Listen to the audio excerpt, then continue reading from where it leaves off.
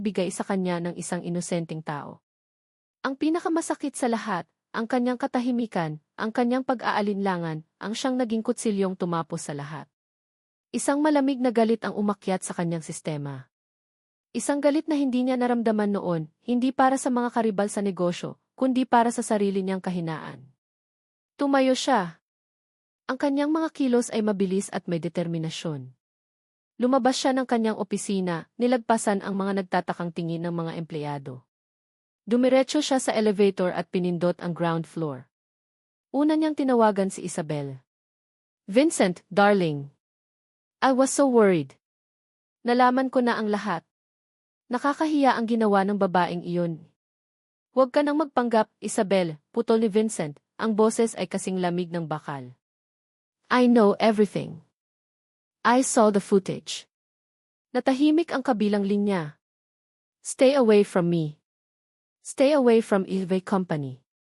Kung makikita ko pa ang pagmumukha mo o ng kahit sinong tauhan mo malapit sa akin, sisiguraduhin kong malalaman ng buong Maynila kung anong klaseng tao ka. Do you understand?" Hindi na niya hinintay ang sagot. Pinatay niya ang tawag. Ngunit si Isabelle ay isang maliit na problema lamang. Ngayon, haharapin niya ang pinagmulan ng lahat. Mabilis niyang minaneho ang kanyang kotse sa gitna ng humihinang ulan, patungo sa Forbes Park, sa mansyon kung saan siya lumaki. Sa bahay ng kanyang ina. Naabutan niya si Doña Beatrice sa library nito, kalmadong nagbabasa ng libro, na tila walang nangyari. "Ma," sabi ni Vincent, ang boses ay walang emosyon. Inilapag niya sa mesang nasa pagitan nila ang isang tablet na nagpapakita ng TV footage. "Pakipaliwanag mo ito." Tiningnan ni Doña Beatrice ang screen at pagkatapos ay tumingin sa kanya, walang bakas ng pagkagulat. Isang desperadong babae na gumagawa ng desperadong hakbang. Natural lang na utusan niya ang kanyang assistant. "Ano ang ipinaglalaban mo, Vincent?" "Hindi si Isabel ang tinutukoy ko," sabi ni Vincent. "Ang tinutukoy ko ay ang katotohanang pinabayaan mong mangyari ito. Alam mong may kinalaman si Isabel dito, hindi ba? You let her play her game. Dahil pareho ang gusto ninyong mangyari, ang mapaalis si Shayna." Ibinalik ni Doña Beatrice ang libro sa mesa. Tumayo ito, ang kanyang postura ay puno pa rin ng otoridad. "Ginawa ko ang dapat gawin para protektahan ka, at ang pangalan ng pamilyang ito." Ang babaeng iyon ay isang panganib. "Isang panganib? O isang paalala, ma?" tanong ni Vincent, ang kanyang boses ay nagsimulang tumaas. Kinuha niya ang kanyang telepono at ipinakita dito ang litrato ni Ricardo Reyes. Isang paalala sa kasalanang matagal niyo nang gustong ibaon sa limot. Sa unang pagkakataon, nakita ni Vincent ang pagbabago sa mukha ng kanyang ina. Isang bahagyang panginginig sa kanyang labi. Isang kislap ng takot sa kanyang mga mata. "Paano, saan mo nakuha iyan?" "Mula kay Shayna. Ang probinsyanang tinatawag ninyo. Ang ahas na sinasabi ninyo. Siya pala ang anak ni Ricardo Reyes. Ang kasosyo ni Papa na niloko niya. Ang pamilyang winasak natin." Sumuko si Doña Beatrice. Napaupo ito sa kanyang silya. "Hindi mo naiintindihan, Vincent. Your father, he did what he had to do, ang kumpanya ay malulugi. Isang desisyon lang iyon. It was just business." "Business," sigaw ni Vincent, ang galit ay hindi na napigilan. "Isang buhay ang nawala dahil sa business na iyon, ma. Isang pamilya ang naghirap. At ngayon, inulit natin ang kasaysayan. Inulit li ang kasaysayan. As became just like him." Hinusgahan ko ang anak niya ng walang basehan, sinaktan ko siya, dahil lang mas madaling paniwalaan ang kasinungalingan kaysa hanapin ang katotohanan. "Dahil iyon ang tama para sa atin," sagot ni Doña Beatrice, ang boses ay tumaas na rin, puno ng desperasyon sa unang pagkakataon. "Kung malalaman ng lahat ang tungkol sa nakaraan, masisira ang lahat ng pinaghirapan natin. Masisira ang pangalan natin. Masisira ka."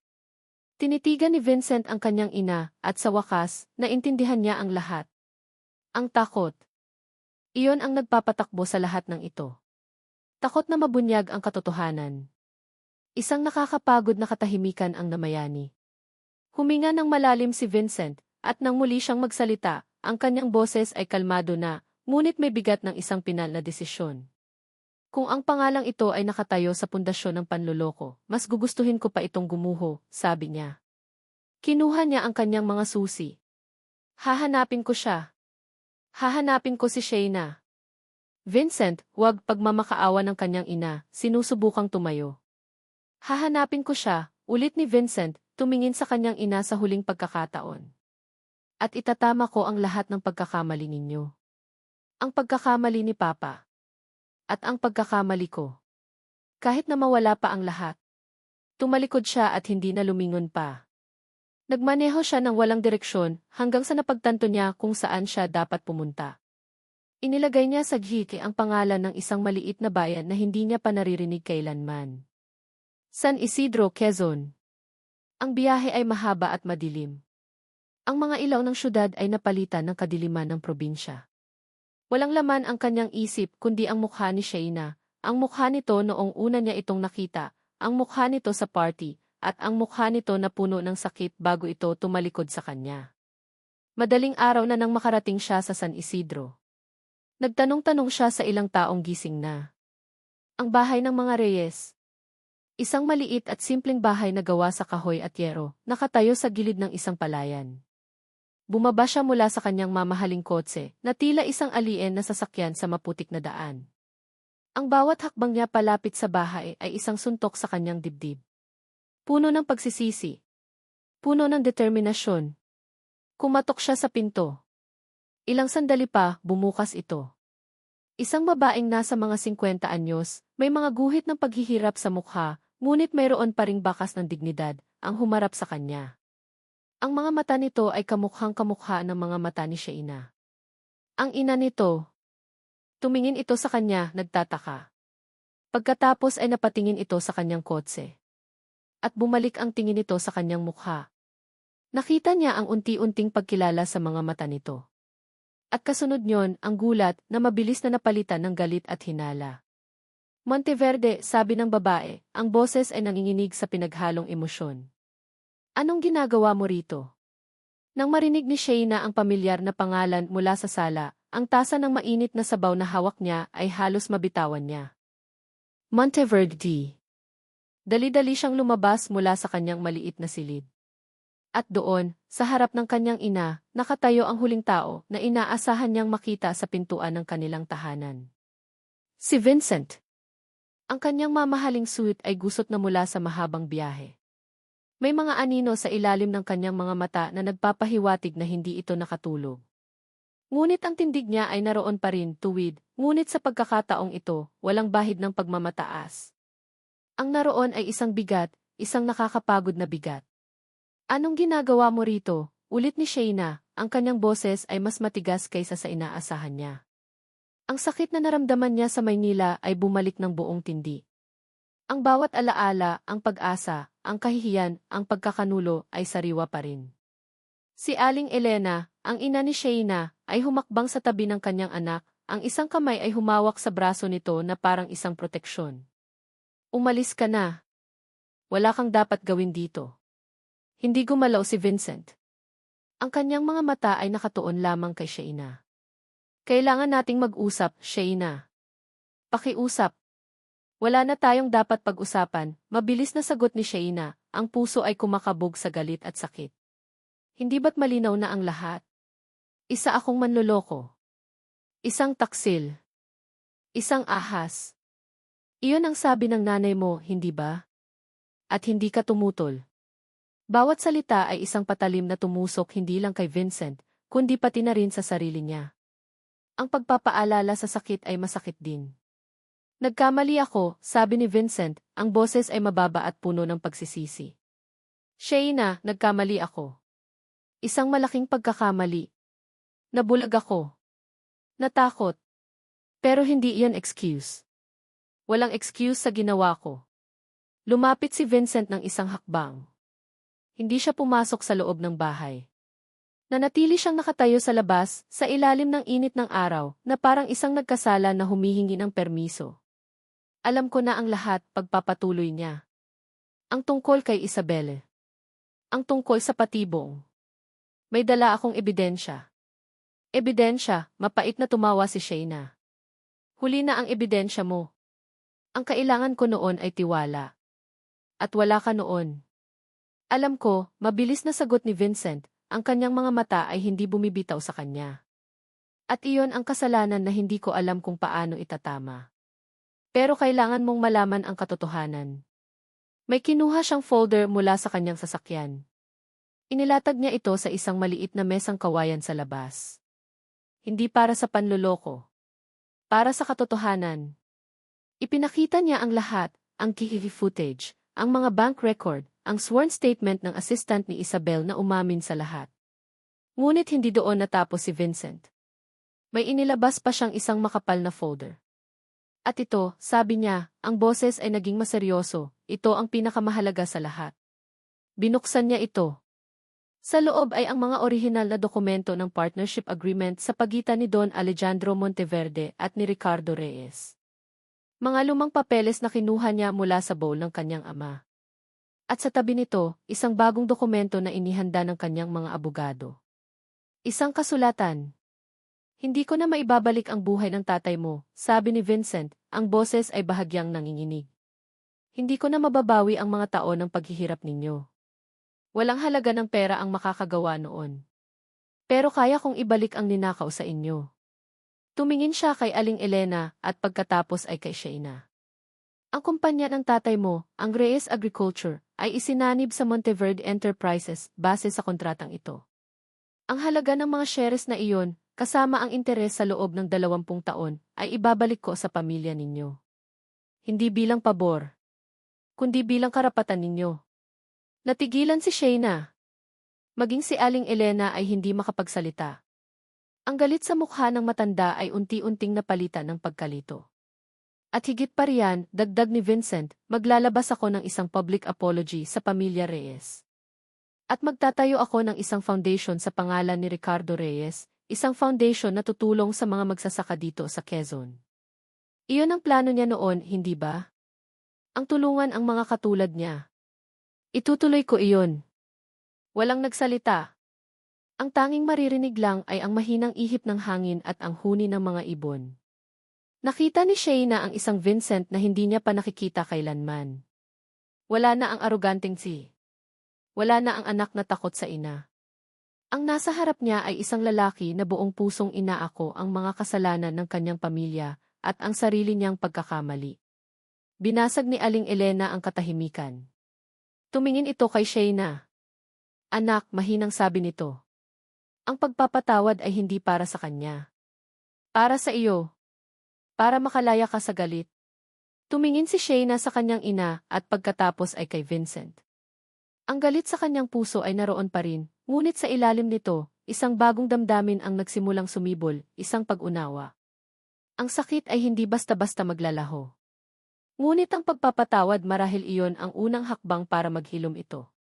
Tumulo ang isang butil ng luha mula sa mata ni Shaina. Isang luha hindi na lang ng sakit, kundi ng isang mapait na paglaya. Huminga siya ng malalim. Tinatanggap namin, sabi niya, ang boses ay mahina ngunit matatag. Tinatanggap namin ang paghingi mo ng tawad. Isang nakikitang bigat ang nawala sa mga balikat ni Vincent. Isang bahagyang ngiti ng pasasalamat ang gumuhit sa kanyang mga labi.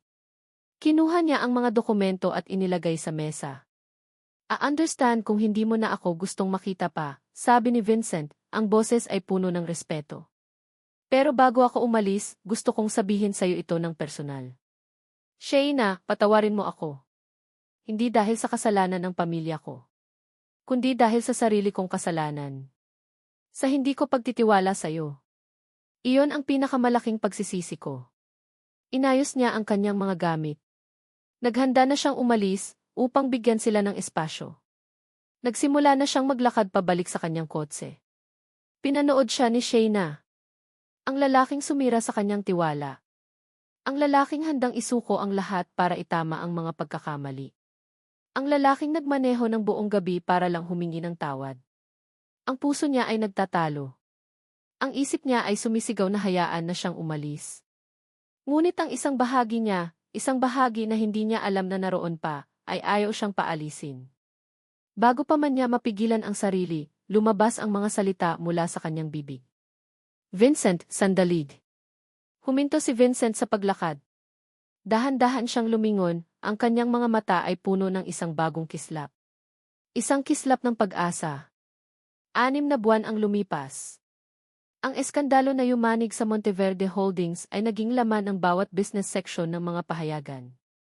Ngunit hindi sa paraang inaasahan ng marami. Sa isang walang kaparis na press conference, si Vincent Monteverde mismo ang humarap sa publiko. Walang pagtatakip. Walang pagdadahilan. Inamin niya ang pagkakasala ng kanyang pamilya laban sa pamilya Reyes 20 taon na ang nakalipas. Ipinakita niya ang mga dokumento. Naglabas siya ng isang formal at taos-pusong public apology. Inanunsyo niya ang pagbabalik ng nararapat na shares sa pamilya Reyes at ang pagtatatag ng Ricardo Reyes Foundation. Ang mundo ng korporasyon ay nagulantang. Bumagsak ang stocks ng Monteverde Holdings. Maraming board members ang nag-resign. Si Isabel Serrano at ang kanyang pamilya ay nawala sa alta sosyedad na parang bula matapos kumalat ang mga detalye ng kanyang paninira. Si Doña Beatrice Monteverde ay tuluyan ng nagretiro mula sa lahat ng gawain sa kumpanya, piniling manatili sa kanilang mansyon, napapaligiran ng katahimikan at ng mga multo ng kanyang mga desisyon. Si Vincent ay naiwang mag-isa para saluhin ang lahat ng dago. Ngunit sa halip na gumuho, itinayo niyang muli ang kumpanya, hindi na sa pundasyon ng mga sikreto, kundi sa pundasyon ng katapatan. Unti-unti, sa tulong ng mga natirang naniniwala sa kanya, nagsimulang bumangon muli ang Monteverde Holdings, mas maliit, ngunit mas matatag at mas may integridad. Sa San Isidro, Quezon, ang buhay para kay Shayna at sa kanyang ina ay nagbago rin. Ang kanilang maliit na bahay ay naipaayos. Ang kanyang ina ay regular nang nakakapagpa-check up sa pinakamagaling na doktor sa probinsya. Ngunit higit sa pera, ang naibalik sa kanila ay ang kanilang dignidad. Si Shayna mismo ay nagbago. Hindi na siya ang takot at alanganing probinsyana na dumating sa Maynila.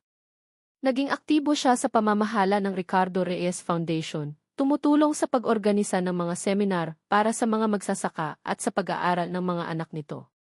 Natagpuan niya ang kanyang boses. Natagpuan niya ang kanyang layunin. Ang dating bigat sa kanyang dibdib ay napalitan ng isang payapang kasiyahan. Isang araw, kailangan niyang bumiyahe pabalik sa Maynila para sa isang board meeting ng foundation. Pagdating niya sa bagong opisina ng foundation, isang simpleng unit sa isang gusali sa Ortigas, malayo sa karangyaan ng Monteverde Tower, naabutan niya si Vincent na kausap ang ibang miyembro ng board. Nagbago na rin ito. Ang dating laging nakakunot na noo ay mas kalmado na. Ang dating malamig na mga mata ay mayroon ng bahid ng init at pagod, isang pagod na nagmumula sa makabuluhang trabaho, hindi sa pressure.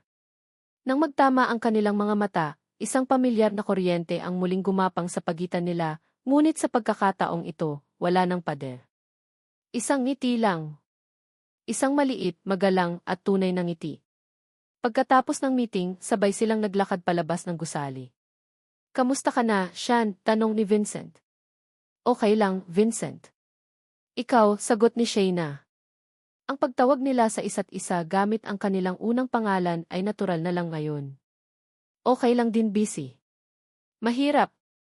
Pero mas masarap matulog sa gabi," sabi niya, isang bahagyang ngiti ang sumilay sa kanyang mga labi. Naglakad sila ng walang partikular na destinasyon hanggang sa napadpad sila sa isang parke. Isang pamilyar na parke. Ang parke kung saan may isang balkonahe at isang halos maganap na halik.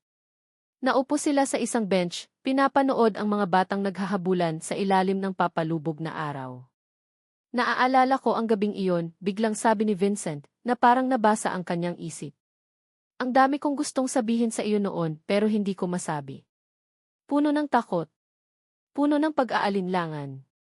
Tumingin si Shayna sa kanya. "Ako rin," pag-amin niya. "Ang dami kong gustong itanong pero natatakot din ako sa mga sagot." Ngayon, sabi ni Vincent, bumaling para harapin siya. Wala nang takot. Wala nang tanong na hindi pwedeng sagutin. Tinitigan niya ito sa mata, at sa pagkakataong ito, ang nakita ni Shayna ay hindi na ang ihi o ang tagapagmana. Ang nakita niya ay si Vincent, ang lalaking nagkamali, umamin, nagsisi at bumangon. "Shayna," sabi niya, ang boses ay seryoso at puno ng isang emosyon na matagal na niyang hinihintay. "Sa San Isidro, sinabi ko na hihintayin ko ang pagpapatawad mo. At ibinigay mo iyon. Pero ngayon, may iba na akong hinihiling. Huminga siya ng malalim. Ngayon, wala ng kontrata. Wala ng utang. Wala ng mga multo ng nakaraan. Ako na lang at ikaw. Dahan-dahan niyang inabot at hinawakan ang kamay ni Shaina.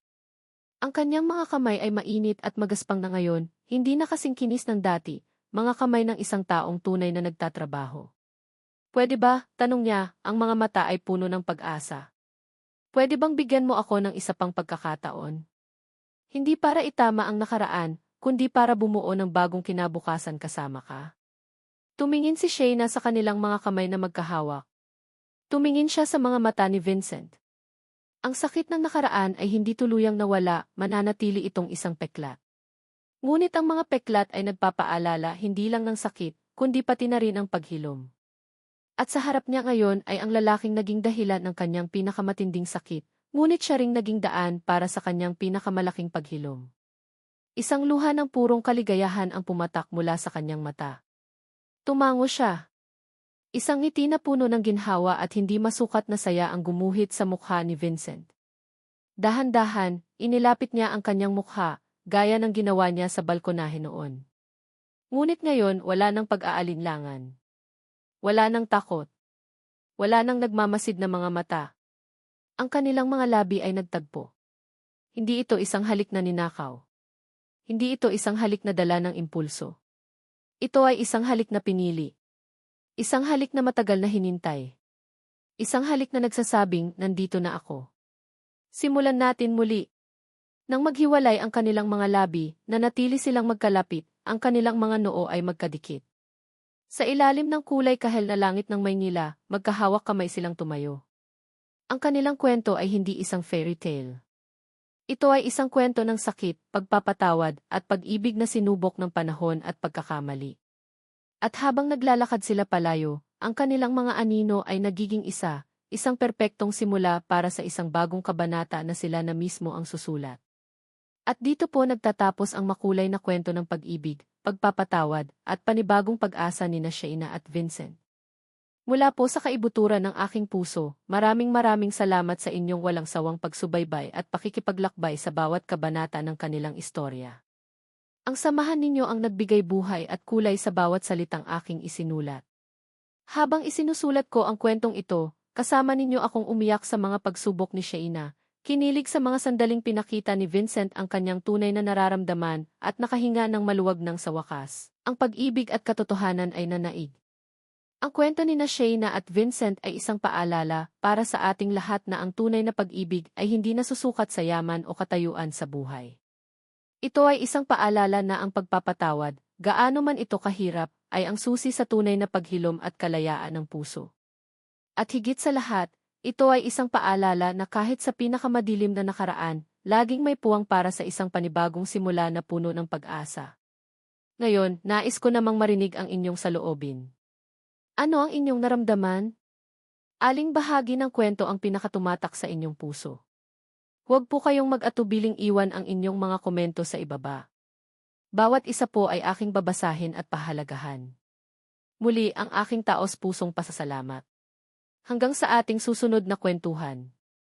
Isang malakas na kalabog, sinundan ng isang sigaw na puno ng sakit, ang pumunit sa katahimikan ng gabi sa Maynila. Mula sa kinatatayuan niya sa dilim ng isang maliit na tindahan, napatakip ng bibig si Shaina Reyes. Nalalaki ang kanyang mga mata, nakatitig sa madilim na eskinita sa kabilang kalsada. Dalawang anino ang nakapalibot sa isa pang anyo, isang lalaking nakahandusay ngayon sa semento. Huwag kang makialam, Shan, bulong niya sa sarili, ang mga salita ay nanginginig kasabay ng kanyang mga tuhod. Wala kang kinalaman dyan. Kailangan niyang maniwala roon. Kailangan niyang panghawakan ang isiping iyon na parang ito ang huling salbabida sa gitna ng rumaragasang dagat. Dumating siya sa Maynila na may isang misyon, ang magtrabaho, mag-ipon, at tulungan ang kanyang inang maisakit sa probinsya. Hindi kasama sa plano ang maging bayani. Hindi kasama sa plano ang masangkot sa gulo. Kanina lang, nakaupo siya sa loob ng isang gusgusing karinderya. Ang kanin sa kanyang plato ay malamig na, at isang langaw ang walang tigil na umaligid sa natitirang ulam. Sa kanyang palad, pinaglaruan niya ang huling barya na natitira sa kanyang pitaka. Isang 20 pisong pilak. Iyon na lang ang pera niya sa buong mundo. Sapat para sa isang pamasahe pabalik sa tinutuluyan niyang masikip na kwarto, pero hindi sapat para pawiin ang bigat sa kanyang dibdib. Nag-vibrate ang kanyang luma at basag na cellphone sa ibabaw ng mesa. Isang mensahe mula sa kanyang ina. Nak, kamusta ka na dyan? Kumain ka na ba? Huwag kang mag-alala sa akin dito, malakas ako. Napapikit si Shan. Isang butil ng luha ang pilit niyang pinigilang pumatak. Alam niya ang ibig sabihin ng huwag kang mag-alala. Iyon ang kodigo ng kanyang ina para sa nahihirapan na ako, pero ayokong maging pabigat sa iyo. Ang bawat salita ay isang patalim na tumutusok sa kanyang puso, nagpapaalala sa kanya ng kanyang kabiguan. Isang linggo na siya sa syudad, pero wala pa rin siyang mahanap na matinong trabaho. Paubos na ang kanyang ipon at paubos na rin ang kanyang pag-asa. Ngayon, habang pinapanood ang walang awang pambubugbog sa eskinita, ang mukha ng kanyang ina ang nakikita niya. Ang pag-aalala. Ang sakripisyo. Kung may mangyaring masama sa kanya, paano na ang nanay niya? Pero nang muling sumigaw ang lalaki, isang tunog ng purong desperasyon, may kung anong nagbago sa loob ni Shan. Nakita niya ang sarili sa lalaking iyon, nag-iisa, walang kalaban-laban, nasa bingit ng kapahamakan. Ang takot na nararamdaman niya para sa kanyang sarili ay biglang napalitan ng takot para sa isang estranghero. Hindi niya kayang manood lang. Hindi siya pinalaki ng kanyang ina para maging duwag. Mabilis na lumingon si Shan sa paligid. Ang kanyang mga mata ay napako sa isang basurahang yero na nakatayo sa gilid ng kalsada, sa tapat mismo ng isang nakaparadang kotse. Isang ideya, isang desperadong ideya, ang nabuo sa kanyang isip. Hindi niya kayang labanan ang dalawang lalaki, pero kaya niyang gumawa ng ingay. Isang napakalakas na ingay. Walang pag-aalinlangan, tumakbo siya palabas ng kanyang pinagtataguan.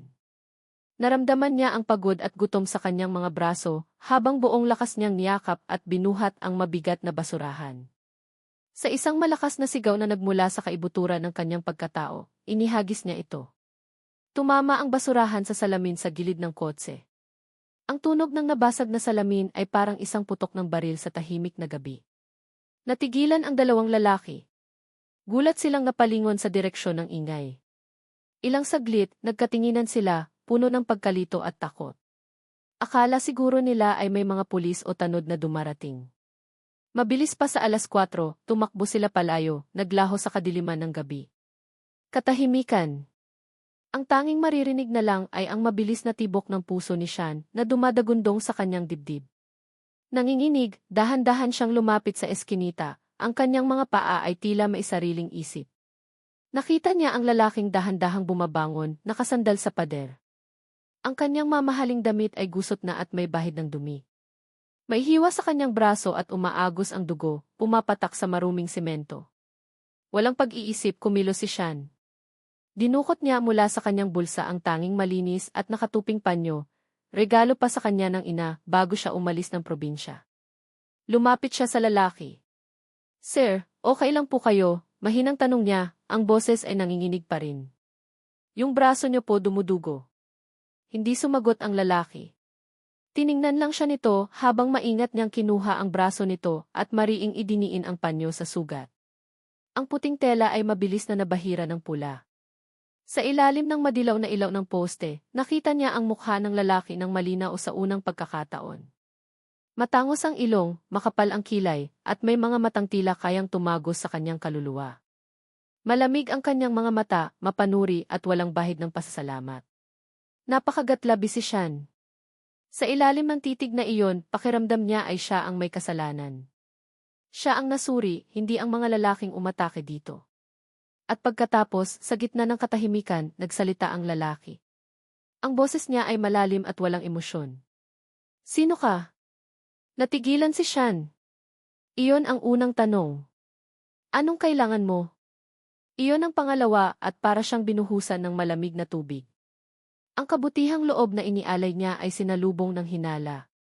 Ang tulong niya ay itinuring na isang transaksyon. Bahagya siyang napaatras, ang kanyang mga daliri ay lumuwag sa pagkakahawak sa braso nito. Ang katahimikan ay binasag ng papalapit na tunog ng sirena. Ilang sandali pa, isang itim na kotse ang humarurot at huminto malapit sa kanila. Isang lalaking nakasuit ang nagmamadaling bumaba. Sir, sir, okay lang po kayo, nag-aalalang tanong ng bagong dating habang sinusuri ang kanyang amo. Ayos lang ako, Marco, sagot ng lalaki, ang boses ay naging matigas at puno ng otoridad. Binaling niya ang tingin sa sugat sa braso na tila ngayon lang napansin. Galos lang. Dalawang pulis mobile ang dumating at ang eskinita ay biglang napuno ng mga kumikislap na ilaw at mga unipormadong pulis. Naging abala ang lahat. Si Sean, na nakatayo sa gilid, ay biglang naramdaman na wala na siyang lugar doon. Ang kanyang panyo ay nasa kamay pa rin ng lalaki, basang-basa na ngayon sa dugo nito. Tila isang ebidensya ng kanyang pakikialam. Tahimik siyang tumalikod, nagpa siyang umalis na lang ang hindi napapansin. Babalik na siya sa kanyang mga problema, sa kanyang barya, sa kanyang nag-aalalang ina. Miss! Napatigil siya sa paglakad. Ang tumawag sa kanya ay si Marco, ang assistant. Pinabibigay ni Sir, sabi ng lalaki, iniabot sa kanya ang isang maliit at matigas na piraso ng karton. Isang business card. Nakatingin si Sean dito, naguguluhan. Salamat po, sabi niya, aabutin na sana ito para umalis. Gusto kang makausap ni Sir Vincent bukas, dagdag ni Marco, ang kanyang tono ay magalang ngunit hindi nag-iiwan ng lugar para sa pagtanggi. Sa opisina niya, Shamdang, huwag kang mawawala. Bago pa man makasagot si Sean, tumalikod na ang assistant at bumalik sa tabi ng kanyang amo, na abala ng kausapin ang mga pulis. Naiwan siyang nakatayo roon, hawak ang business card. Ang papel ay makapal at mamahalin, malayo sa anumang nahawakan niya noon. Nanginginig ang kanyang mga kamay habang binabasa ang mga salitang naka-emboss dito sa kulay ginto. Vincent Monteverde, Chief Executive Officer, Monteverde Holdings. Napatitig siya sa pangalan, at ang tibok ng kanyang puso ay muling bumilis, ngunit sa pagkakataong ito, hindi dahil sa takot, kundi dahil sa halo-halong pagtataka at kaba. Monteverde Holdings. Isa sa pinakamalaking korporasyon sa bansa. Ano ang posibleng kailanganin ng isang CEO na tulad niya mula sa isang simpleng probinsyana na wala man lang pambili ng disenteng hapunan? Ang tanong ng lalaki ay umalingaw-ngaw sa kanyang isip, anong kailangan mo? Ngayon, hawak ang card na iyon, si Sean naman ang nagtatanong sa sarili, ano ang kailangan niya sa akin? Umaga pa lang ay mainit na ang ulo ni Vincent Monteverde. Hindi dahil sa sugat sa kanyang braso, na ngayon ay maayos nang natakpan ng benda, kundi dahil sa boses sa kabilang linya ng telepono. Isang eskandalo, Vincent. Iyan ang tawag dyan, sigaw ng kanyang ina, si Doña Beatrice Monteverde. Ang boses ay matinis at puno ng pagkainis. Nasa balita ang nangyari kagabi. Isang Monteverde, inatake sa isang maruming eskinita. Ano na lang ang sasabihin ng mga sosyo natin? Ng mga business partners. Napasandal si Vincent sa kanyang malambot na leather na upuan, ang mga mata ay nakapikit. Ang kanyang opisina sa pinakatuktok ng Monteverde Tower ay tahimik at malamig, isang perpektong kabaligtaran ng nararamdaman niya sa loob. Ma, I'm fine. It was just an attempted robbery. The police are handling it. Robbery? O baka naman may kinalaman na naman iyan sa mga babae mo, akusa ni Doña Beatrice. Ilang beses ko bang sasabihin sa iyo, anak? It's time to settle down. Si Isabel, kanina pa tumatawag sa akin, nag-aalala raw sa iyo. She's a good girl, from a respectable family. Siya ang kailangan mo para tumino. Napahilot si Vincent sa kanyang sentido. Isabel Serrano. Ang pangalan pa lang ay sapat na para lalong sumama ang kanyang pakiramdam. Maganda, sopistikada, at desperadong maging A.F. Monteverde. Ang perpektong palamuti para sa isang CEO, ayon sa kanyang ina. Ngunit para kay Vincent, si Isabel ay parang isang magandang haula na unti-unting sumisikip sa kanyang paligid. Ma, we've talked about this. I'm busy with the company, pilit niyang pinakalma ang boses. Kumpanya. Ang kumpanya ay hindi magbibigay sa akin ng apo, pagtatapos ng kanyang ina bago ibaba ang telepono ng may kalabo. Natahimik si Vincent, nakatitig sa skyline ng Makati mula sa kanyang glass wall. Ang pressure. Iyon ang kalaban niya araw-araw. Pressure mula sa board, pressure mula sa mga kakumpetensya, at higit sa lahat, pressure mula sa sarili niyang ina. At sa gitna ng lahat ng iyon, biglang pumasok sa isip niya ang imahe ng babae mula kagabi. Shayna Reyes. Nalaman niya ang pangalan mula sa report ng pulis. Isang probinsyana, walang trabaho, nakatira sa isang murang paupahan. Simple. Ordinaryo. Ngunit ang ginawa nito ay hindi ordinaryo. Hindi naniniwala si Vincent sa purong kabutihang loob. Sa mundo niya, lahat ng bagay ay may kapalit. Lahat ay may motibo. Ano ang motibo ng babaeng iyon? Pera. Trabaho. O baka naman alam nito kung sino siya at nakakita ng oportunidad. Pero habang inaalala niya ang nangyari, hindi niya maitatanggi ang tapang nito. Ang paraan ng paghagis nito sa basurahan, ang determinasyon sa mga mata nito habang tinatakpan ang kanyang sugat gamit ang mumurahing panyo. Walang pag-aalinlangan. Walang takot. O marahil may takot, ngunit nilabanan nito iyon. Isang ideya ang biglang sumilay sa kanyang isip. Isang kalkuladong solusyon sa kanyang problema. Ang babaeng iyon, si Sheina, ay isang blankong papel. Galing sa labas ng kanyang magulo at mapagpanggap na mundo. Walang koneksyon, walang nakatagong agenda na alam ng alta sosyedad. Maaari siyang maging isang kalasag. Kinuha ni Vincent ang intercom. Marco, papasukin mo na si Miss Reyes. Ilang sandali pa, bumukas ang malaking pinto ng kanyang opisina. Pumasok si Sheina. Nakasuot ito ng simpleng puting blouse at itim na pantalon, halatang pinakamatinong damit na mayroon siya. Mahigpit ang hawak niya sa kanyang luma at kupas na bag na para bang iyon ang tanging kakampi niya sa loob ng malawak at nakakailang na lugar na ito. Kung ikukumpara sa karangyaan ng kanyang opisina, si Sheina ay parang isang mayana na padpad sa pugad ng agila. Tumayo si Vincent, ngunit nanatili sa likod ng kanyang malaking mesa. Miss Reyes. Please, have a seat. Umupo si Sheina sa silyang nasa harap ng kanyang mesa, bahagyang yumuko na parang natatakot na magasgasan ang mamahaling sahig. I assume you know why you're here, simula ni Vincent, ang tono ay formal at direkta. Umiling si Sheina. Hindi po, sir. Pero gusto ko lang pong malaman kung okay na po talaga kayo. Napansin ni Vincent ang sinseridad sa boses nito. Isang katangi ang bihira niyang marinig. Saglit siyang natigilan, ngunit mabilis na ibinalik ang kanyang malamig na postura. I'm fine, sabi niya, inilapag sa mesa ang isang folder. Tungkol ito sa ginawa mo kagabi. Hindi ako nagbibigay ng pabuya, Miss Reyes. Pero nakikita ko ang potensyal. Binuksan niya ang folder. Isang kontrata. I'm offering you a job. As in a new personal secretary. Nakita ni Vincent ang gulat sa mga mata ni Sheina. Ang pagkalito. Tila hindi ito makapaniwala sa narinig. Sekretarya po. Pero, sir, wala po akong karanasan. You're resourceful. You can think on your feet. That's what need, putol ni Vincent. Itinulak niya ang kontrata palapit dito. Read it, the salary is more than generous. All the standard benefits are included. Pero may ilang special conditions. Nanginginig ang mga kamay ni Sheina habang binabasa ang mga nakasulat. Nakita ni Vincent ang pagkunot ng noo nito nang mabasa ang mga partikular na probisyon. Artikulo 4. Ang empleyado ay kinakailangang samahan ang IFE sa mga social at corporate functions kapag kinakailangan bilang bahagi ng kanyang opisyal na tungkulin. Artikulo 5. Mahigpit na ipinagbabawal ang pagkakaroon ng personal o romantikong relasyon sa IFE upang mapanatili ang isang propesyonal na kapaligiran. Nakita ni Vincent ang pag-aalinlangan sa mukha ni Sheina. Tiningnan siya nito, ang mga mata ay puno ng mga tanong na hindi nito masabi. Alam ni Vincent kung ano ang iniisip nito. Ito ay hindi isang normal na job offer. Ito ay isang kasunduan. Isang arrangement. Ngunit nakita rin niya ang desperasyon sa likod ng mga matang iyon.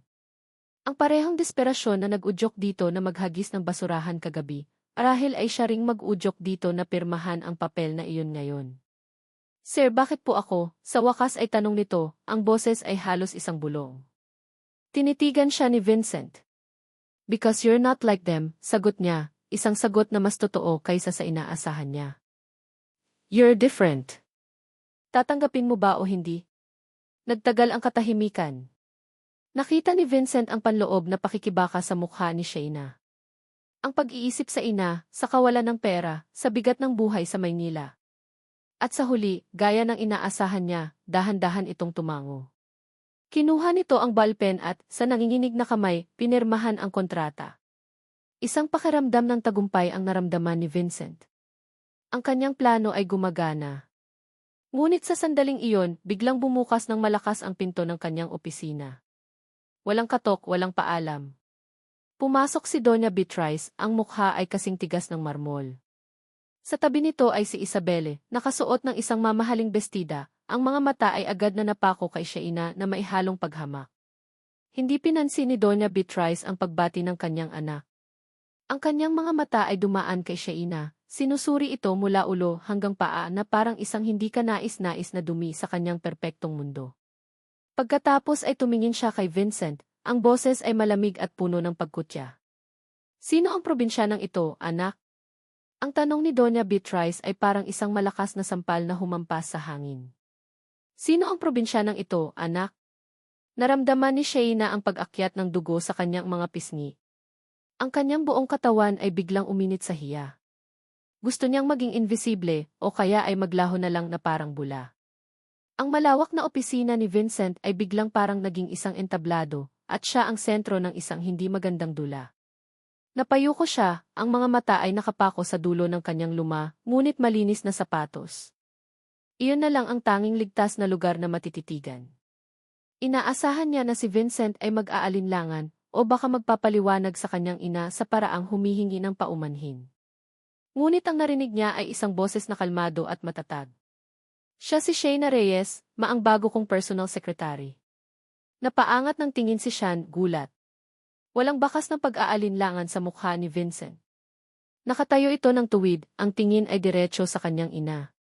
Ang simpleng pahayag na iyon ay parang isang hindi nakikitang pader na itinayo sa pagitan niya at ng dalawang babaeng kararating lang. Isang matinis na tawa ang kumawala sa mga labi ni Isabel. Secretary? Vincent, darling, are you serious?